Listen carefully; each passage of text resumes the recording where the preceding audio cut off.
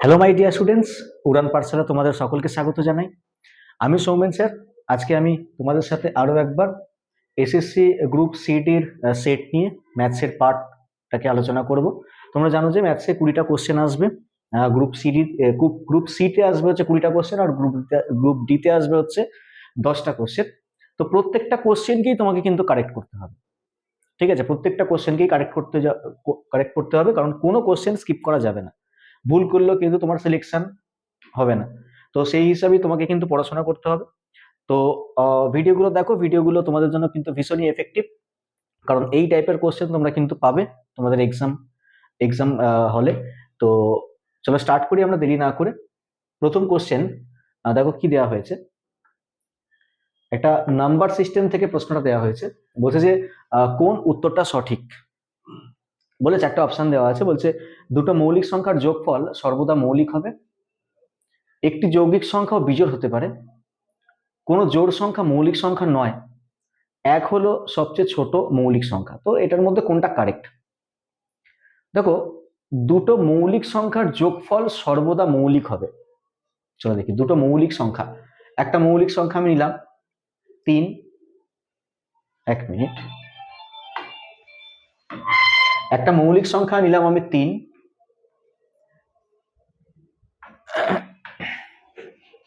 আর একটা মৌলিক সংখ্যা নিলাম আমি 5, তাদের যে যোগফল 8। তো 8টা কি মৌলিক? 8টা মৌলিক নয়, 2 দ্বারা বিভাজ্য, 4 দ্বারা বিভাজ্য। তাহলে এরকম একটা কাউন্টার এক্সাম্পল আমার কাছে রয়েছে, যেই এক্সাম্পলের মাধ্যমে আমি প্রথম অপশনটাকে তো ভুল দেখাতে পারি, তাহলে প্রথম অপশনটা আনসার হবে না। বলছে নিজের কোনটি কারেক্ট। বলছে একটি যৌগিক সংখ্যা বিজোড় হতে পারে। তো যৌগিক সংখ্যা বিজোড় হতে পারে, যৌগিক সংখ্যা কোনটা? যৌগিক সংখ্যা হচ্ছে তোমার 15। 15 হচ্ছে একটা যৌগিক সংখ্যা, ঠিক আছে? একটা যৌগিক সংখ্যা বিজোড় হতে পারে বলেছে, এমন বলেনি যে সমস্ত যৌগিক সংখ্যাই বিজোড়, ঠিক আছে? এমন বলেনি। কি বলা হয়েছে? যে একটি যৌগিক সংখ্যা বিজোড় হতে পারে। হ্যাঁ, তাহলে এটা ঠিক, এটা হচ্ছে রাইট স্টেটমেন্ট। নেক্সট 3 নম্বর বলছে কোন জোড় সংখ্যা মৌলিক সংখ্যা নয়। 2 একটা জোড় সংখ্যা, সে কিন্তু মৌলিক। 2 হচ্ছে একটা জোড় সংখ্যা, যুগ্ম সংখ্যা, সে কিন্তু মৌলিক। তাহলে অপশন সি হয়ে গেল বাদ। অপশন ডি দেখো, বলছে 1 হলো সবচেয়ে ছোট মৌলিক সংখ্যা। 1 মৌলিকও নয়, যৌগিকও নয়, ঠিক আছে? অপশন ডিও কেটে গেল। তাহলে অপশন বি হয়ে গেল হচ্ছে রাইট আনসার। আশা করি বুঝতে পেরেছো তোমরা। আমরা চলে গেলাম নেক্সট কোশ্চেন, কোশ্চেন নাম্বার 2।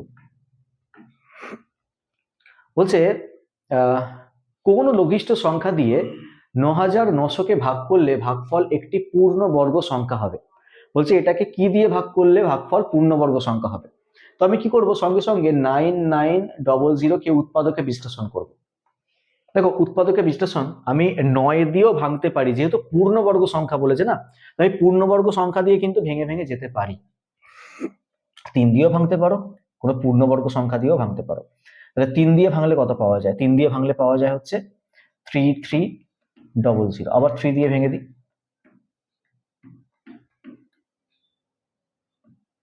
1100। 11 দিয়ে ভাঙো 100, 2 দিয়ে ভাঙো 50, 2 দিয়ে ভাঙো 25, 5 আর 5-এ 25 হয়।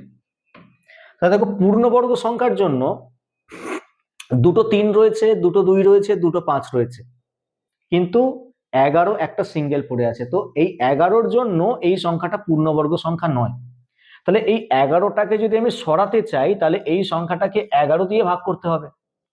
এই সংখ্যাটাকে 11 দিয়ে ভাগ করলে তবে কি হবে, এই 11টা সরবে, তবে বাকি নাম্বারগুলো দিয়ে পূর্ণবর্গ সংখ্যা তৈরি হবে। তাহলে 11 দিয়ে ভাগ করতে হবে। তাহলে আনসার হয়ে যাবে হচ্ছে অপশন বি এরটা 11। ঠিক আছে, ক্লিয়ার হয়েছে? তো উৎপাদকে বিশ্লেষণ করার পর দেখবো যে কোন কোন সংখ্যাটা একবার করে রয়েছে, একবার বা 3বার এরকম ভাবে থাকতে হবে, তবে পূর্ণবর্গ সংখ্যা বানানোর জন্য কি সরাতে হবে সেটা বুঝে নিতে হবে। ঠিক আছে, চলে গেলাম নেক্সট কোশ্চেন, কোশ্চেন নাম্বার 3। বলছে দুটো সংখ্যার লসাগু ও গসাগু 72 এবং 12, সংখ্যা দুটোর সমষ্টি 60 হলে তাদের অন্তরফল কত? যখনই বলছে যে দুটো সংখ্যার গসাগু 12, তখন আমি দুটো সংখ্যাকে ধরছি এইভাবে, একটা সংখ্যা 12x, একটা সংখ্যা 12y। গসাগু 12 মানেই দুটো সংখ্যার মধ্যে এক্স আর ওয়াই ঢুকে থাকবে, সরি 12 ঢুকে থাকবে। এক্স আর ওয়াই হচ্ছে কোপ্রাইম ফ্যাক্টর বা কোপ্রাইম ফ্যাক্টর বলছে, সরি কোপ্রাইম নাম্বার। তাহলে এক্স আর ওয়াই হচ্ছে কোপ্রাইম নাম্বার। এক্স আর ওয়াই এর তুমি যদি গসাগু করো, এদের এইচসিএফ বা গসাগু, এটা হচ্ছে কোপ্রাইম নাম্বার, গসাগু 1 হয়। কোপ্রাইম মানে বাংলা এটাকে বলা হয় পরস্পর মৌলিক।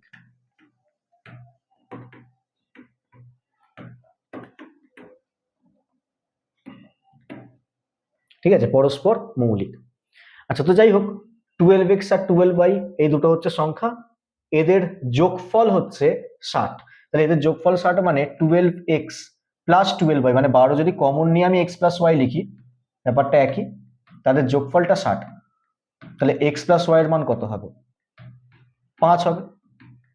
তাহলে x আর y এর যোগফল হচ্ছে 5। আর এখানে বলেছে যে দুটো সংখ্যার লসাগু হচ্ছে 72। তাহলে লসাগু করতে আমরা 12 দিয়ে ভাগ করব, এক্স আর ওয়াই পড়ে থাকবে। এক্স আর ওয়াই যেহেতু কোপ্রাইম নাম্বার, আর কোনো কিছু দিয়ে ভাগ যাবে না, তাহলে 12x y এর মান হচ্ছে কত? 72। তাহলে এক্স ওয়াই এর মান 6 12 72, 6। এবার তোমরা এখান থেকে এক্স আর ওয়াই এর মান বুঝতে পারবে যে কি হবে। এক্স আর ওয়াই এর যোগফল 5, এক্স আর ওয়াই এর গুণফল 6। তাহলে একটা সংখ্যা হচ্ছে 2 আর একটা সংখ্যা হচ্ছে 3। ঠিক আছে, 2 আর 3 এর গুণফল 6, 2 আর 3 এর যোগফল হচ্ছে 5।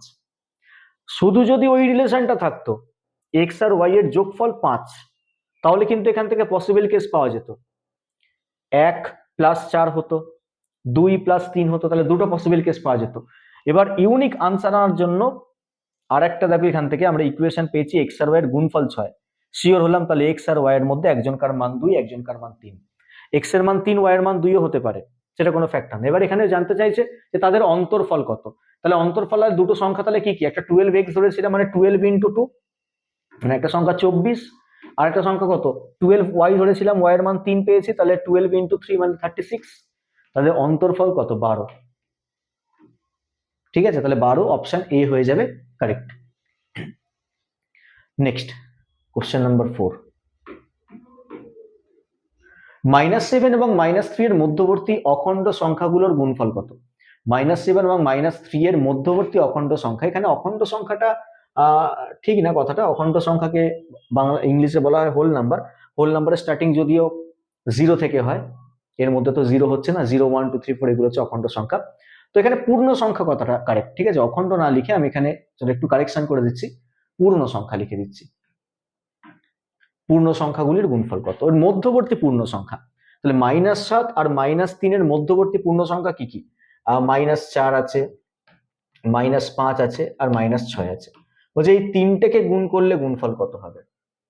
তিনটে মাইনাসের জন্য মাইনাস থাকবে গুণ করার পর, আর 5 6 30, 30 আর 40 গুণ করলে 120। তাহলে আনসার হয়ে যাবে -120, অপশন বি এরটা। বোঝা গেছে? তাহলে এর মধ্যবর্তী যে অখণ্ড সংখ্যাগুলো আছে, যেগুলো পূর্ণ সংখ্যা, সেগুলোকেই ডিনোট করছে প্রশ্নের মাধ্যমে। তো এই তিনটেকে গুণ করলে কত হবে? নেগেটিভ ভ্যালু তো আসবেই, আর নাম্বারগুলোকে গুণ করলাম, 120 হবে আনসার।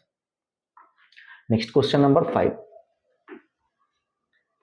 একটি ব্যবসাতে এ বি এবং সি এর মূলধনের অনুপাত 2:3:4 এবং লভ্যাংশের অনুপাত 5:4:3। মূলধনের নিয়োজিত সময়ের অনুপাত নির্ণয় করো। সময়ের অনুপাত বার করতে বলেছে, পার্টনারশিপের কোশ্চেন, রেশিও প্রপোর্শনের আন্ডারেই পড়ে যায় পার্টনারশিপ। দেখো সিলেবাসের মধ্যে রেশিও প্রপোর্শন রয়েছে, পার্টনারশিপ যদিও আলাদা টপিক হওয়ার কারণেও কিন্তু রেশিও প্রপোর্শনের মধ্যে কিন্তু এই পার্টনারশিপ ঢুকিয়ে দেওয়া যায়। ঠিক আছে, তো এখানে বলা হয়েছে যে মূলধনের অনুপাতটা 2:3:4, লভ্যাংশের অনুপাত দিয়ে দিয়েছে, সময়ের অনুপাত জানতে চাইছে। মনে রাখবে যে লভ্যাংশের অনুপাত মূলধনের অনুপাতের সঙ্গে সময়ের অনুপাতকে গুণ করে পাওয়া যায়। কি বললাম? লভ্যাংশের যে অনুপাতটা, সেই অনুপাতটা মূলধনের অনুপাতের সঙ্গে সময়ের অনুপাতকে গুণ করে পাওয়া যাবে। তাহলে লিখলাম এখানে মূলধনের অনুপাত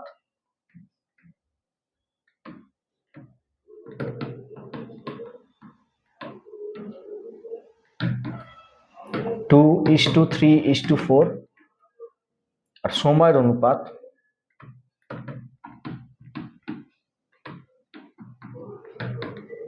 জানি না কত। ঠিক আছে, লভ্যাংশের অনুপাত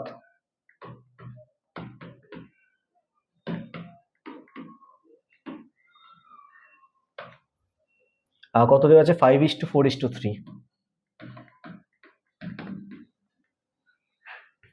নাও এবার সময়ের অনুপাত কত আসবে, মানে 2 এর সাথে কত গুণ করলে 5 আসবে? 2 এর সাথে 5 এর 2 গুণ করলে 5 আসবে।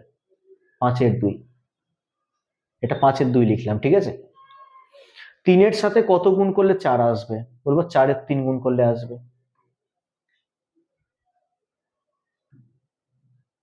4 এর 3। 4 এর সাথে কত গুণ করলে 3 আসবে? 3 এর 4, ঠিক আছে, 3 এর 4। তাহলে এটা কি লিখলাম? 5 এর 2, এদিকে আমি পরিষ্কার করে লিখে দিচ্ছি 5 এর 2 ইস টু, এটা লিখেছিলাম 4 এর 3, আর এটা লিখেছিলাম 3 এর 4। এটাই আনসার। কিন্তু অপশন দেখো এইভাবে থাকবে না, রেশিও আকারে, মানে ভগ্নাংশ আকারে থাকবে না, এটাকে আমাকে ইন্টিজার ফরম্যাট দিতে হবে। তো তার জন্য হরের লসাগু করে সেই লসাগু ফলটা প্রত্যেকটা ভগ্নাংশের সাথে গুণ করে দেবো। 2, 3 আর 4 লসাগু হচ্ছে 12, প্রত্যেকটা ভগ্নাংশের সাথে আমি 12 গুণ করে দেবো। তাহলে 5 এর 2 এর সাথে 12 গুণ ইস টু 4 এর 3 এর সাথেও 12 গুণ, 3 এর 4 এর সাথেও 12 গুণ করার পর আসবে কত? 5 6 30, এটা 4 4 4 16 9, তাহলে 30 16 9। 30 16 9 কোথায় রয়েছে? অপশন বি তে রয়েছে। তাহলে অপশন বি হয়ে যাবে হচ্ছে রাইট। ক্লিয়ার তো? অপশন বি হয়ে যাবে হচ্ছে right answer. Next question, question number 6। 10 এর থেকে ছোট সমস্ত মৌলিক সংখ্যার গুণফল। 10 এর থেকে ছোট মৌলিক সংখ্যা কি কি? 2, আচ্ছা 7 তো একটা মৌলিক, 7 কে তো গুণ করলে 210ই আসে, বাকিগুলো আসবে না। তাহলে 2 ইন্টু 3 ইন্টু 5 ইন্টু 7, কত আসে? এটা 210। Option B. যতগুলো মৌলিক সংখ্যা আছে তাদেরকে যোগ করতে বলা হয়েছে। নেক্সট কোশ্চেন নাম্বার 7 কি বলছে? দুটো সিলিন্ডারের আয়তনের অনুপাত 7:3 এবং তাদের উচ্চতার অনুপাত দিয়ে দিয়েছে। যদি দ্বিতীয় সিলিন্ডারের ভূমির ক্ষেত্রফল 154 সেমি স্কোয়ার হয়, তাহলে প্রথমটির ব্যাসার্ধ কত হবে? প্রথমটির ব্যাসার্ধ কত হবে জানতে চাইছি। ওকে চলো দেখো, এখানে সিলিন্ডারের আয়তনের অনুপাত দিয়ে দিয়েছে, উচ্চতার অনুপাত দিয়ে দিয়েছে। আমরা জানি যে সিলিন্ডারের আয়তন বের করার সূত্র ভলিউম, ভলিউম মানে আয়তন, পাই আর স্কোয়ার এইচ, এটা হচ্ছে আয়তন বের করার সূত্র, ঠিক আছে। এবার এখানে দুটো সিলিন্ডার রয়েছে, তাহলে আমি একটার রেডিয়াস আমি R1 ধরবো, আর একটার রেডিয়াস আমি R2 ধরবো, আর হাইটও তাই, একটার হাইট আমি H1 ধরবো আর একটার হাইট আমি H2 ধরবো। এখানে বলা হয়েছে দুটো সিলিন্ডারের আয়তনের অনুপাত মানে pi R1 square H1 by pi R2 square H2, তার যে অনুপাত সেই অনুপাতটা বলে দিয়েছে কত? 7:3, ঠিক আছে। যদি দ্বিতীয়, আচ্ছা তাদের উচ্চতার অনুপাত দিয়ে দিয়েছে 7:9, এই উচ্চতার অনুপাত 7:9, এখানে 7 এখানে 9 লিখবো, তাহলে পাই পাই তো কেটে যাবে। কিন্তু এখানে দ্বিতীয় সিলিন্ডারের ভূমির ক্ষেত্রফলটা দিয়ে দিয়েছে। দেখো দ্বিতীয় সিলিন্ডারের ভূমির ক্ষেত্রফল দিয়ে দিয়েছে মানে পাই আর স্কোয়ার দিয়ে দিয়েছে, পাই R2 স্কোয়ারের মানটা দিয়ে দিয়েছে। আমি পাই R1 স্কোয়ারের মান পেয়ে যাব, সেখান থেকে আর এর মান পেয়ে যাব। বা এক কাজ করতে পারো, তুমি এখানে দ্বিতীয় সিলিন্ডারের যে ব্যাসার্ধ সেই ব্যাসার্ধটা বের করে নিতে পারো, ঠিক আছে, সেটাও করতে পারো। যে এখান থেকে আমি দ্বিতীয় সিলিন্ডারের ব্যাসার্ধটা কত সেটা বের করে নিই আগে। চলো, পাই আর স্কোয়ারের মান হচ্ছে 154, তাহলে পাই এর মান 22/7, আর স্কোয়ার ইকুয়াল টু 154 ইন্টু 7/22। এটা কেটে কুটে কত হবে? 7, 7 7 49, তার আর এর মান হচ্ছে 7। তাহলে এবার আমি পুট করবো এই 7টাকে এই জায়গায়, এটা দ্বিতীয় সিলিন্ডারের ব্যাসার্ধ, তাহলে পাই পাই গেল কেটে, R1 স্কোয়ার H1, H1 এর জায়গায় কি লিখবো? 7, নিচে R2 স্কোয়ার, R2 স্কোয়ার মানে 7 স্কোয়ার ইন্টু H2, H2 কত আছে? H2 হচ্ছে এই যে উচ্চতা, উচ্চতা হচ্ছে 9 ইকুয়াল টু 7/3। তো ক্যান্সেল আউট করা যাক, এটা কাটলে আসছে 3, এই 7 এই 7 কাট কেটে যাচ্ছে, তাহলে R স্কোয়ারের ভ্যালু চলে আসছে 7 স্কোয়ার ইন্টু 3, তাহলে আর এর মান কত আসছে? যদি এটা R1 এর মান আসছে, R1 এর মান আসছে এখান থেকে একটা 7 আর 3টা √3 এর মধ্যে ঢুকে যাবে, তাহলে 7 √3 হয়ে যাবে হচ্ছে অপশন এ, টা হবে রাইট আনসার, ঠিক আছে। অপশন এ হয়ে যাবে right answer. Next question number 8 বলছে অর্ধেক ভর্তি অবস্থায় কোন বালতির ওজন 70 কেজি, সিকি অংশ খালি অবস্থায়, সিকি অংশ মানে হচ্ছে 1/4 অংশ, 1/4 অংশ খালি আছে, 1/4 অংশ খালি আছে মানে 3/4 অংশ ভর্তি আছে। সিকি অংশ খালি অবস্থায় জল ভরা বালতির ওজন হচ্ছে সিকি অংশ খালি মানে 1/3 অংশ, তার মানে জল রয়েছে, মানে এরকম বলছে একটা বালতিতে যখন অর্ধেক জল আছে, অর্ধেক জল, হাফ অংশ জল, হাফ অংশ জল আছে, তখন বালতি সমেত হাফ অংশ জল মিলিয়ে 70 কেজি ওজন। বলছে বালতিতে যখন সিকি অংশ খালি মানে 1/4 অংশ খালি, 1/4 অংশ খালি মানে হচ্ছে 3/4 অংশ জল ভর্তি, 3/4 অংশ জল আছে, তখন ওজন হচ্ছে 10 কেজি বেশি, 80 কেজি। তো 10 কেজি কেন বাড়লো? এই যে একটু জল এখানে বেশি আছে, কত অংশ জল বেশি আছে দেখবো, 3/4 থেকে হাফ বাদ দেবো, 3/4 থেকে হাফ বাদ দিলে কত হয়, 1/4, 1/4 অংশ জল বেশি আছে কোন পাত্রে, দ্বিতীয় পাত্রে, 1/4 অংশ জল বেশি আছে এটার রেসপেক্টে। ওই 1/4 অংশ জলের ওজনটাই কিন্তু 10 কেজি, 1/4 অংশ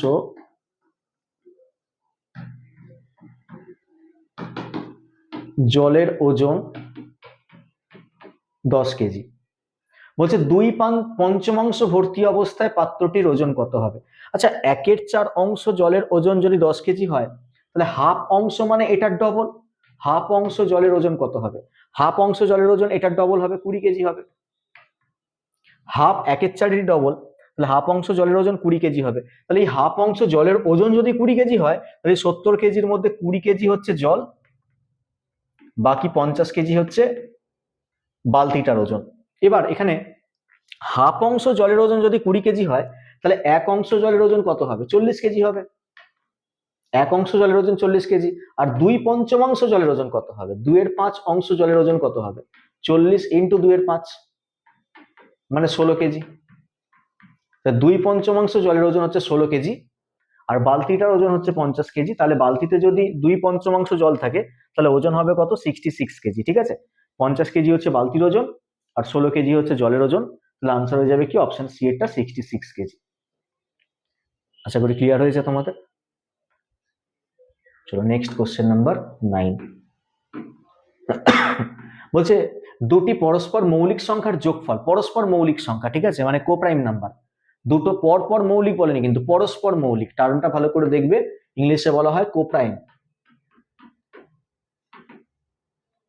পরস্পর মৌলিক। পরস্পর মৌলিক জিনিসটা হচ্ছে কি, দুটো সংখ্যার মধ্যে কমন ফ্যাক্টর একমাত্র এক থাকবে, বা দুটো সংখ্যার গসাগু যদি এক হয়, তখন সেই দুটো সংখ্যাকে আমরা কোপ্রাইম নাম্বার বলি। তো গসাগু বলে, সরি, যোগফল বলেছে কত? 20, এবং তাদের লসাগু বলেছে 99। তাহলে সংখ্যা দুটি কি কি? দেখো 99 তো, তাহলে এটাই হবে। দেখো দুটো কোপ্রাইম নাম্বার 11 আর 9, কোপ্রাইম নাম্বার, কারোর মধ্যে কেউ ঢুকে নেই, কমন ফ্যাক্টর হচ্ছে 1 বা গসাগু 1।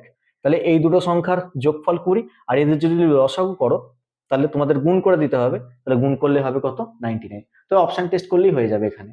নেক্সট চলে যাব কোশ্চেন নাম্বার 10। 5টি সংখ্যার প্রথম 4টির গড় দিয়ে দিয়েছে ও শেষ 4টির গড় দিয়ে দিয়েছে। 5টা সংখ্যার মধ্যে প্রথম 4টার গড় দিয়েছে, শেষ 4টির গড় দিয়ে দিয়েছে। প্রথম এবং পঞ্চম সংখ্যা দুটির পার্থক্য কত? দেখো 5টা সংখ্যা A B C D E, মনে করো এ বি সি ডি আর ই, এই 5টা সংখ্যার গড় 26, না 5টা সংখ্যার মধ্যে প্রথম 4টের গড়, প্রথম 4টের গড়, তাহলে প্রথম 4টের যোগফল পেয়ে যাব, A plus B plus C plus D পেয়ে যাব যোগফল 26 ইন্টু 4, ঠিক আছে, যত হবে তত। আর কি শেষ 4টির গড়, শেষ 4টি মানে বি সি ডি আর ই, তাহলে শেষ 4টের যোগফল পেয়ে যাব B plus C plus D plus E, সেটা কত পাবো? 25 ইন্টু 4। এবার যদি আমি দুটোকে মাইনাস করি, দুটি ইকুয়েশনকে যদি মাইনাস করি, তাহলে কি হবে? বি কাটবে, সি কাটবে, ডি কাটবে, এ থেকে ই বিয়োগ হয়ে যাবে, এ মাইনাস ই পাওয়া যাবে। এ মাইনাস ই এর মান কত? 26 ইন্টু 4 থেকে 25 ইন্টু 4 বিয়োগ করলে শুধু 4 হবে। তাহলে এ আর ই এর ডিফারেন্স হচ্ছে 4, ওটাই চেয়েছে। দেখো প্রথম এবং পঞ্চম সংখ্যা দুটির পার্থক্য, প্রথম এবং পঞ্চম সংখ্যার পার্থক্য কত? 4। অপশন ডি এরটা হবে আনসার। ক্লিয়ার হয়েছে? নেক্সট 11। এক ব্যক্তি দুটি ঘোড়া প্রত্যেকটি 20,000 টাকায় বিক্রি করে, একটিতে 5% লাভ এবং অপরটিতে 5% ক্ষতি হলো, এবং তার শতকরা কত লাভ বা ক্ষতি হলো। বলছে একটাতে 5% সে লাভ করছে, অন্যটাতে 5% ক্ষতি করছে, দুটো ঘোড়ার প্রত্যেকটা 20,000 টাকায় বিক্রি করছে, মানে দুটো ঘোড়ার বিক্রয় মূল্য একই আর দুটো পার্সেন্টেজও একই, একটা লাভ একটা ক্ষতি, শতকরা কোনো কত লাভ বা ক্ষতি হবে সেটা বের করবার জন্য আমরা লিখবো শর্টকাট ফর্মুলা, এটা a²/100% লস হবে। এটা সবসময় হয়, ঠিক আছে? যখন দুটো দ্রব্যের বিক্রয় মূল্য একই থাকবে, প্যাটার্ন যদি অ্যাজ ইট ইজ মিলে দেয়, কি বললাম যে দুটো দ্রব্যের বিক্রয় মূল্য যদি একই থাকে, কত আছে দেখার দরকার নেই, যত পার্সেন্ট প্রফিট তত পার্সেন্টই যদি লস থাকে, তাহলে তুমি ডিরেক্ট এই ফর্মুলাটা অ্যাপ্লাই করে দেবে আর পেছনে লিখে দেবে লস হচ্ছে। এর জায়গায় কি বসাবে, ওই 5%, মানে 5/100 এত পার্সেন্ট লস। 5² হচ্ছে 25, 25কে 100 দিয়ে ভাগ, মানে 0.25% লস হবে। 0.25% লস, মানে অপশন সি এরটা হবে রাইট। অপশন সি এরটা হবে হচ্ছে right answer. Next question number 12। এক অসৎ ব্যবসায়ী ক্রয় মূল্যের ওপর 25/4% ক্ষতিতে পণ্য বিক্রি করে, কিন্তু 25/2% ওজনে কম দেয়। মানে ব্যবসায়ীটা কি করছে, লসে বিক্রি করছে কিন্তু অন্য দিক দিয়ে প্রফিট করে নিচ্ছে ওজনে কম দিয়ে। তার শতকরা লাভ বা ক্ষতির পরিমাণ কত? দেখো, লাভও হতে পারে ক্ষতিও হতে পারে, বোঝা যাচ্ছে না কি হবে। 25/4% ক্ষতিতে পণ্য বিক্রি করে, তো এটাকে এক কাজ করো, ভগ্নাংশে প্রকাশ করি, ঠিক আছে? তোমরা ভাববেন এটা ভগ্নাংশতেই আছে, ঠিক আছে, পার্সেন্টেজ ঢুকে আছে, এটা পার্সেন্টেজকে তুলবার নিচে 100 বসাবো, 25/400 হবে এটা। একটা 25/400 ছোট করলে আসে হচ্ছে 1/16। 1/16 লস, 1/16 লস মানে 16তে কিনে 15তে সেল, মিনিংটা এটা।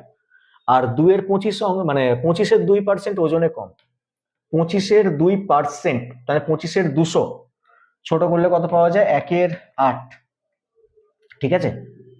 1/8, 1/8 অংশ ওজনে কম, মানে কেউ 8 কেজির জায়গায় 7 কেজি দিচ্ছে, এরকম ব্যাপার।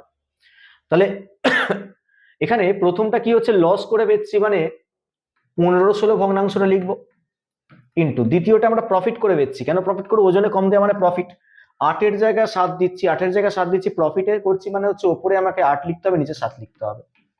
ক্যালকুলেট করেছি, ওপরে 15 নিচে 14, তাহলে ওপরে 15 নিচে 14 এসছে, মানে আমরা কি বলবো, ওপরটা বড় এসছে, তো লাভ হচ্ছে কত পার্সেন্ট লাভ হচ্ছে, 14 রেসপেক্টে 1 বেড়েছে, উপরের সংখ্যাটা 1 বেড়েছে, ইন্টু 100, তাহলে 2 দিয়ে কাটলে 50, 2 দিয়ে কাটলে 7, 7 7 49, 7 পূর্ণ 1/7%, 7 পূর্ণ 1/7% হবে আনসার, বা 50/7 হবে আনসার।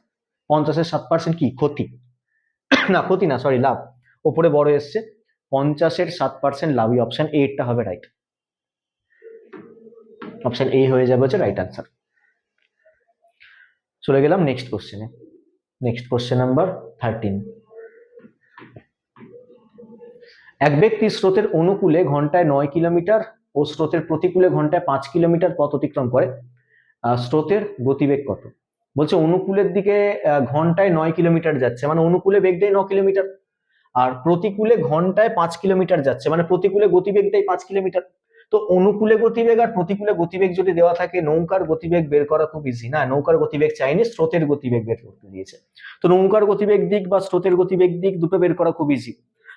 স্রোতের গতিবেগ বের করতে আমরা কি করি, অনুকূলে গতিবেগ থেকে প্রতিকূলে গতিবেগটাকে বিয়োগ করে 2 দিয়ে ভাগ করি, 9 - 5 ডিভাইডেড বাই 2, অনুকূলে গতিবেগ থেকে প্রতিকূলে গতিবেগ বিয়োগ করে 2 দিয়ে ভাগ, তাহলে কত, 4/2, মানে 2। আর যদি বলতো যে নৌকার গতিবেগ কত, তখন আমরা এই দুটোকে যোগ করে 2 দিয়ে ভাগ করতাম, তখন আনসার হতো 7, ঠিক আছে? তো এটা কত লিখেছি, এটা 2 লিখেছি, 2। তো আনসার হয়ে যাবে 2 কিমি পার আওয়ার, অপশন ডি এরটা। এরকম সিম্পল সিম্পল প্রশ্নই কিন্তু থাকবে। Next question number 14। একটি আয়তকার ক্ষেত্রের ক্ষেত্রফল দিয়ে দিয়েছে 900 বর্গমিটার। একটা আয়তকার ক্ষেত্র আছে যার ক্ষেত্রফল হচ্ছে 900, এর ভেতরে 900 বর্গমিটার জায়গা আছে। ক্ষেত্রের দৈর্ঘ্যকে 5 মিটার যদি তুমি বাড়িয়ে দাও, এটা তো দৈর্ঘ্য, তাকে যদি 5 মিটার বাড়িয়ে দিই, তাহলে ক্ষেত্রফল 100 বর্গমিটার বেড়ে যাবে, মানে কতটা ক্ষেত্রফল বাড়বে, এতটা ক্ষেত্রফল বাড়বে। বলছে এটাই 100, এটাকে যদি তুমি 5 বাড়াও তাহলে এটা 100 বেড়ে যাবে, তার মানে এটা কত ছিল, 20 ছিল, তার মানে এইখান থেকে এতটা কত ছিল, 20 ছিল। আর এইখান থেকে এতটা কত ছিল, এখান থেকে এতটা ছিল হচ্ছে 45। কেন? কারণ ক্ষেত্রফল 900 বলেছে, মানে 20 আর 45কে গুণ করলেই আমরা পাবো 900। দৈর্ঘ্য আর প্রস্থের গুণফল, দৈর্ঘ্য হচ্ছে 45, প্রস্থ হচ্ছে কত 20। তাই 900 কে সেট করতে এই জায়গায় 20 বসে আছে, মানে এদিকে আমার 45 বসাতে হবে।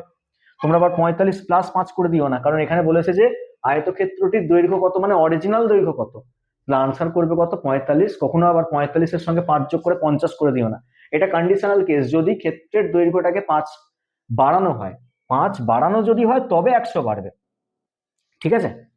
তাহলে আনসার হয়ে যাবে কি, অপশন বি এরটা। Next question number 15।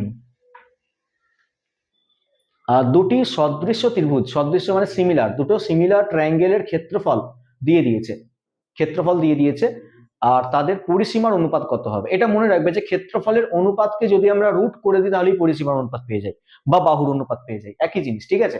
আমি যদি ক্ষেত্রফলের অনুপাতকে রুট করে দিই তাহলেই আনসার পাবো। তাহলে ক্ষেত্রফলের অনুপাত কি আছে, 7 - 4√3 ডিভাইডেড বাই 7 + 4√3। যদি আমরা এইটার রুট করে দিই তাহলেই আমরা আনসার পেয়ে যাব। রুট করার জন্য হরের করণী নিরসন করতে হবে, মানে হর থেকে রুট কাটাতে হবে। তো আমি কি করব, রুটের ভেতর লবে কি আছে, লবে আছে 7 - 4√3 আর হরে আছে কত, 7 + 4√3। তো আমি লব আর হর উভয়কেই 7 - 4√3 দিয়ে গুণ করব, ঠিক আছে? কি বললাম, লব আর হর উভয়কেই 7 - 4√3 দিয়ে গুণ করব। 7 - 4√3 দিয়ে লব আর হর দুটোকেই গুণ করব। গুণ করলে কি রেজাল্ট আসছে একবার দেখো। নিচের অংশটা a² - b² এর ফর্মুলা চলে আসবে, কারণ দেখো a + b × a - b রয়েছে। a² - b² মানে 7 এর স্কোয়ার মাইনাস 4√3 এর স্কোয়ার কত, 4√3 এর স্কোয়ার করলে 4 এরও স্কোয়ার, √3 এরও স্কোয়ার মানে 48। তাহলে 49 থেকে 48 বিয়োগ করে নিচে আসবে 1, আর 1 এর রুট করা যা না করাও তাই, এই রুটটাকে আমি আর নিচে নামালাম না। উপরের অংশটা দুটো জিনিস রয়েছে রুটের ভেতর, রুটের বাইরে একটা জিনিস বেরোবে, 7 - 4√3, ব্যাস হয়ে গেল। তাহলে এটাই হচ্ছে পরিসীমার অনুপাত। 7 - 4√3/1, বাই 1টা লেখার প্রয়োজন নেই, 7 - 4√3 এটাই হচ্ছে পরিসীমার অনুপাত। অপশন এ হয়ে যাবে রাইট, ঠিক আছে? অপশন এ হয়ে যাবে হচ্ছে রাইট আনসার। তো এটা মনে রাখবে যে ক্ষেত্রফলের অনুপাত যদি দিয়ে দেয় তাহলে পরিসীমার অনুপাত বের করতে আমরা কি করি, কনসেপ্টটুকু মনে রাখো যে অনুপাত করে তার রুট, ঠিক আছে? অনুপাত আকারে লিখে তার রুট করে দেবো। Next 16 number. এক্স এবং ওয়াই 3:5 অনুপাতে 1 বছরের জন্য বিনিয়োগ করেছে। পরের বছর যদি এক্স 10% বেশি টাকা বিনিয়োগ করে এবং ওয়াই তার বিনিয়োগের 12% যদি তুলে নেয়, ফেরত নিয়ে নেয়, তাহলে এক্স মোট লাভের মধ্যে থেকে 3,450 টাকা পায়। তাহলে মোট লাভের পরিমাণটা কি ছিল, চলো দেখা যাক। দেখো আমি ধরে নিচ্ছি যে দুজন ইনভেস্ট করেছে, একজন 30 টাকা, একজন 50 টাকা ইনভেস্ট করেছে। এ কি করে, মানে এক্স কি করেছে, পরের বছর ধর 10% বেশি টাকা আবার বিনিয়োগ করেছে, ঠিক আছে? মানে প্রথম বছরে এর 30 টাকা খাটছে, দ্বিতীয় বছরে এর ক টাকা খাটবে, 10% আরো বেশি। এটা 10% বেশি কত, এটা 10% বেশি মানে হচ্ছে 3 আরো বেশি 33, তাহলে 33 টাকা খাটবে। তাহলে এক্স এর এত টাকা খাটছে। ওয়াই এর কি 50 টাকা খাটছিল, আর পরেরটাতে কত খাটবে, পরেরটাতে বলছে যে 12% তুলে নিয়েছে, তাহলে 50-এর 12% কত, 5 × 12 = 60, 6 টাকা তুলে নিয়েছে। 50-এর 12% কত, 50-এর 12% 6 টাকা, 6 টাকা যদি তুলে নেয় তাহলে 44 টাকা খাটছে।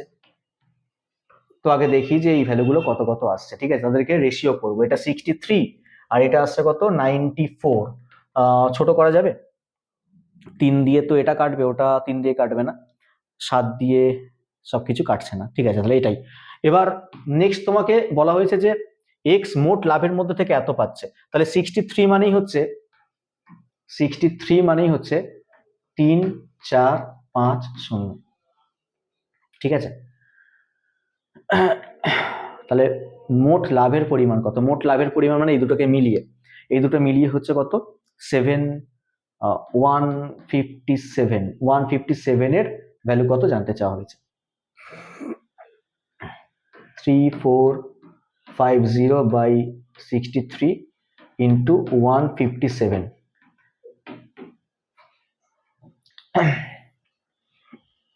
5 দিয়ে গুণ করলেও কিন্তু এটা ম্যাচ করছে না। এটা 7 দিয়ে কাটবে কি? 7 দিয়ে একবার দেখি না এটা কাটে কিনা। 7 দিয়ে কাটলে 7 9, এটা 9 দিয়ে কাটবে, 12 না, কাটবে না। তার মানে এখানে একটু গন্ডগোল রয়েছে ডেটাগুলোতে হয়তো। ঠিক আছে, আমি যদি এই জায়গাটা, নিয়মটা একই, 157ই আছে এখানে।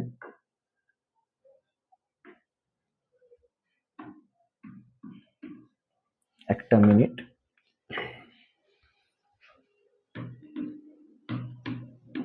দুটোকে অ্যাড করে কত? 157ই আসে, নিচে 63। এটা কাটছে না, না কাটলে প্রবলেম, কোনো না কোনো একটা আনসার আসবে। আমি যদি এটাকে 33 44, এটা কি 11-এর গুণিতক? না, 3-এর গুণিতক। দেখি 3 মানে যদি এটা হয়, 1 মিনিট, 115 ইন্টু 7। আচ্ছা, ঠিক আছে। আচ্ছা, এখানে প্রশ্নের তাহলে ল্যাঙ্গুয়েজ একটু চেঞ্জ করতে হবে। প্রশ্নটা ল্যাঙ্গুয়েজে কি চেঞ্জ করতে হবে? দেখো এখানে বলেছে এক্স এবং ওয়াই 3:5 অনুপাতে 1 বছরের জন্য বিনিয়োগ করেছে। পরের বছর যদি, মানে বিনিয়োগ করার পর না এখানে একটা প্রফিট পেয়ে গেছে, বুঝতে পারছো? 1 বছর পরে একটা প্রফিট, সেই প্রফিটটা পেয়ে গেছে মনে করো। পরের বছর কি করেছে? এক্স 10% টাকা বেশি বিনিয়োগ করেছে, মানে পরের বছর এক্স এর 33 টাকা খাটছে। শুধু লিখবে এক্স এর 33 টাকা খাটছে। আর তারপরের বছর, মানে তারপরের বছর না, ওই বছরই ওয়াই এর 44 টাকা খাটছে। আমার 33 আর 44 নিয়ে কাজ হবে। আমি এখানে কি করেছি, এই যে এক্স মোট এত টাকা লাভ পায়, মানে টোটাল 2 বছরের লাভ। এটা মেনশনও করা নেই প্রশ্নটার মধ্যে, একটু ল্যাঙ্গুয়েজ প্রবলেম রয়েছে, তো সেক্ষেত্রে আমি বলে দিচ্ছি। এখানে কি হবে, এই 33 টাকার 44 টাকা, মানে সেকেন্ড যে বছরটাতে টাকাগুলো ইনভেস্ট করা আছে, সেই ইনভেস্টটাকে নিয়ে তোমাকে কিন্তু কাজ করতে হবে। 33 আর 44, 33 আর 44 মানে 3:4। তাহলে তোমাকে বলতে হবে 3 মানে এইটা, 7 মানে কত? ঠিক আছে, তাহলে তোমাকে কি করতে হবে, এটা মুছে দিই, কেটে দাও এটাকে। 3 মানে যদি হয় কত? 3450। তাহলে 7 মানে কত বের করতে হবে? এটা ক্যালকুলেট করো, ক্যালকুলেট করলে তুমি দেখবে এই আনসারটা আসছে 8050। ঠিক আছে, 8050 টাকা, অপশন এটা হয়ে যাবে রাইট। একটু চেক করলাম, এভাবেই দেওয়া আছে প্রশ্নটা। ঠিক আছে, বাংলায় প্রবলেম আছে একটু, এখানে ল্যাঙ্গুয়েজ প্রবলেম আছে। তাহলে মোট লাভের পরিমাণ কত? আনসার বলবো 8050 টাকা। নেক্সট কোশ্চেন আসছে, কোশ্চেন নাম্বার 17। বলছে 3টে দ্রব্যের বিক্রয় মূল্যের অনুপাত 5:6:9 আর তাদের ক্রয় মূল্যের অনুপাত যথাক্রমে 4:5:8। প্রথম এবং শেষ দ্রব্যটার লাভ একই হলে, একবার দেখে না প্রথম দ্রব্যটার লাভ কত? 4-এ কিনে 5-এ সেল, 1 ইউনিট লাভ। দ্বিতীয়টার না, কি বলেছে, শেষটা 8-এ কিনে 9-এ সেল, মানে এখানেও 1 লাভ। তাহলে প্রথম আর শেষের লাভের পরিমাণ কিন্তু একই। এখানে বলেছে প্রথম এবং শেষ দ্রব্যের লাভ একই হলে তাদের নিজ নিজ শতকরা লাভের অনুপাত কত? শতকরা লাভ মানে এখানে কত পার্সেন্ট করে লাভ হচ্ছে তাদের অনুপাত জানতে চেয়েছে। তাহলে প্রথমটা দেখো, 4-এ কিনে যখন 5-এ সেল হচ্ছে, 4-এ কিনে 5-এ সেল মানে 4 টাকায় কিনে 1 টাকা প্রফিট, এত পার্সেন্ট, মানে ইন্টু 100 করে দিলেই হয়ে যাবে, এত পার্সেন্ট প্রফিট। দ্বিতীয়টা 5-এ কিনে 6-এ সেল, মানে 5 টাকায় কিনে 1 টাকা প্রফিট করছি, পার্সেন্টেজ ইন্টু 100। আর 3 নম্বরটা 8-এ কিনে 9-এ সেল, মানে 1 টাকা লাভ, 8-এর রেসপেক্টে ইন্টু 100। তো তিনটে 100 তুমি কেটে দাও, বা এরকম করো, এটা 25%, এটা হচ্ছে 20%, আর এটা হচ্ছে 12.5%। দশমিক তুলে দাও, একটা করে শূন্য বসিয়ে দাও, আর কেটে দাও 25 দিয়ে। 25 দিয়ে কাটলে এটা আসবে 10, 25 দিয়ে কাটলে এটা আসবে 8, 25 দিয়ে কাটলে এটা আসবে 5। তাহলে আনসার হয়ে যাবে 10:8:5। অপশন বি এরটা হবে রাইট, 10:8:5 হয়ে যাবে আনসার। Next question number 18। এ, বি এবং সি একসাথে একটি কাজ 8 দিনে করতে পারে। এর কার্যক্ষমতা বি এর কার্যক্ষমতার দ্বিগুণ, মানে এ কতটা কাজ করে, বি ততটা কাজ করবে, তার দ্বিগুণ কাজ করবে। আর বি এর কার্যক্ষমতা সি এর 40%, মানে সি যদি 40%, মানে হচ্ছে সি যদি 10 করে কাজ করে, তাহলে বি কাজ করবে কত করে? 4 করে। 40% মানে 100 হলে 40, বা 10 হলে বি 4 করে কাজ করবে। বি যদি 4 করে কাজ করে, এ তাহলে 8 করে কাজ করবে। ঠিক আছে, কারণ এর কর্মদক্ষতা বলেছে কি বি এর দ্বিগুণ, তাহলে এ 8 করে কাজ করবে। তিনজনকার মোট এফিসিয়েন্সি কত? 8 আর 4-এ হচ্ছে 12, আর 10-এ হচ্ছে 22, তিনজনকার মোট এফিসিয়েন্সি হচ্ছে 22। ওই 22 এফিসিয়েন্সির সাথে 8 দিনে কতটা কাজ হয় তিনজনে মিলে একসাথে, তাহলে 22 ইন্টু 8, এটা হচ্ছে মোট কাজের পরিমাণ। এবার এই মোট কাজটা হচ্ছে সি যদি একা করতো, সি এর এফিসিয়েন্সি 10, এটাকে 10 দিয়ে ভাগ করে দেবো। সি যদি একা করতো তাহলে কত সময় লাগতো, কেটে নি, 2 দিয়ে 5, 2 দিয়ে 11, তাহলে 88/5। তাহলে কত আসছে 88/5, 5 17 85, 17 পূর্ণ 3/5, অপশন এ তে রয়েছে 17 পূর্ণ 3/5, অপশন এ হয়ে যাবে হচ্ছে রাইট আনসার। ঠিক আছে, টাইম অ্যান্ড ওয়ার্ক থেকে প্রশ্ন আসবে, তো একটা টাইম অ্যান্ড ওয়ার্কের কোশ্চেন। নেক্সট, এখানেও টাইম অ্যান্ড ওয়ার্ক থেকে বলছে দুই বন্ধু একটি কাজের জন্য মোট 960 টাকা পান। একজন একা এটি 12 দিনে করতে পারে, অন্যজন 16 দিনে করতে পারে। একজন বিশেষজ্ঞের সহায়তায় তারা এই কাজটা 4 দিনের মধ্যে শেষ করে, তো বিশেষজ্ঞের পারিশ্রমিক কত হওয়া উচিত? কাজটার জন্য মোট 960 টাকা বরাদ্দ, তিনজনে মিলে কাজ করছে। ঠিক আছে, আমি তিনজন ব্যক্তির নাম এ বি সি ধরে নিচ্ছি। প্রথম ব্যক্তি এ কাজটা 12 দিনে কমপ্লিট করছে, দ্বিতীয় ব্যক্তি বি ওই একা কাজটা 16 দিনে করতে পারে, আর তিনজনে মিলে যদি কাজ করতো তাহলে কাজ 4 দিনে কমপ্লিট হয়ে যেত। এই টাকাটা কিভাবে ভাগ হবে? যে যতটা পরিমাণ কাজ করে সেই অনুপাতে ভাগ হবে, এফিসিয়েন্সি রেশিওতে ভাগ হবে। এফিসিয়েন্সি গুলো বের করবো। চলো আগে টোটাল কাজের পরিমাণ দেখি। এই তিনটার লসাগু করে দিই, 48, এটা হচ্ছে মোট কাজ। এফিসিয়েন্সি গুলো বের করবো, 48কে 12 দিয়ে ভাগ, 4 12 48, 48কে 16 দিয়ে ভাগ 3, 48কে 4 দিয়ে ভাগ 12। নেক্সট, এর এফিসিয়েন্সি 4, বি এর হচ্ছে 3, আর তিনজনকার মোট এফিসিয়েন্সি 12 মানে সি এর এফিসিয়েন্সি 5, 5 আর 4 7, 7 আর 5 হচ্ছে 12। তাহলে ইন্ডিভিজুয়াল এফিসিয়েন্সি কার কত আমি পেয়ে গেলাম। এবার 960 টাকা কাজের মধ্যে সি কত পাবে, 960 ইন্টু সি এর ভাগ হচ্ছে 5, আর নিচে কত আসবে, তিনটেরই যোগফল মানে 12, 400 টাকা। তাহলে আনসার হবে 400, অপশন 8। আচ্ছা, এটা কত নাম্বার হলো, 19 নাম্বার। কত হলো, 400 টাকা। নেক্সট, কোশ্চেন নাম্বার 20 বলছে এক ব্যক্তি প্রতি কিলোলিটার 600 টাকা দরে 5 কিলোলিটার দুধ এবং 540 টাকা প্রতি কিলোলিটার দরে 6 কিলোলিটার দুধের সাথে মেশান। এই মিশ্রণে কত লিটার জল যোগ করতে হবে যাতে মিশ্রণটির দাম 480 টাকা হয়ে যায়? মানে 1 লিটারের দাম প্রতি কিলোলিটার, 1 কিলোলিটারের দাম 480 টাকা হয়ে যেতে হবে দাম। চলো আগে দেখি কস্টিং কত।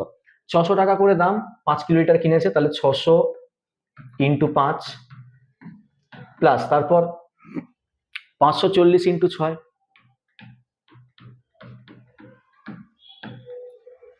টোটাল দাম এত, সেই দামটা ইকুয়াল হবে 480 ইন্টু 5 আর 4, 5 আর 6 তো 11 রয়েছে, তার সঙ্গে আরো কিছুটা জল মেশানো হলো, ব্যাস ইকুয়েশন এটা। এবার ইকুয়েশন থেকে আমরা এক্স এর মান বের করব, বের করলে যেটা আসবে সেটাই হচ্ছে আনসার। তাহলে কত আসে, এটা 3000 প্লাস 0 4 6 24, 5 6 30 32 ইকুয়াল টু, এদিকে তুমি 480 দিয়ে ভাগ করে দাও, তাহলে ওদিকটা হয়ে যাবে 11 প্লাস এক্স।